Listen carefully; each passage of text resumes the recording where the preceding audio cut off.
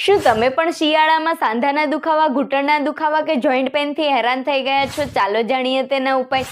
તે પહેલા અમારી ચેનલને ફોલો કરી દેજો અને આ વિડીયોને લાઈક કરી દેજો. ઠંડીની ઋતુમાં 1 ચમચી મેથી 1 ચમચી ઘીમાં પલાળીને ચાવીને ખાઓ. તેની ઉપર 1 ગ્લાસ દૂધ પીવાથી સાંધાના દુખાવામાં રાહત મળશે. આ સિવાય સરસવના તેલમાં 7 થી 8 કળી લસણ નાખો. જ્યાં સુધી લસણની કળી કાળી ના થાય ત્યાં સુધી સતરાવા દો.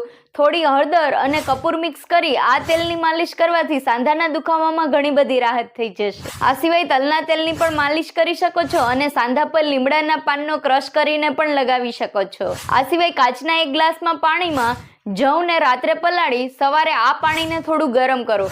ઠંડુ કરીને પાણીને ગાળીને જમ્યાને 1 કલાક પહેલા કે પછી પી શકાય છે. થોડા સમયમાં રાહત દેખાશે. આ સિવાય કારેલાનું જ્યુસ, એલોવેરાનું જ્યુસ, હળદરવાળું દૂધ, આદુવાળી ચા અને ત્રિફલા ચૂર્ણ પણ આ સાંધાના દુખાવામાં રાહત કરાવશે. આ સિવાય બદામ, અખરોટ, તકમરિયા, દૂધ, કેળા, ગોળ, આદુ, લસણ, મરી, એલચી, લીલી હળદર અને મોસમી ફળો તથા શાકભાજી લઈ શકો છો.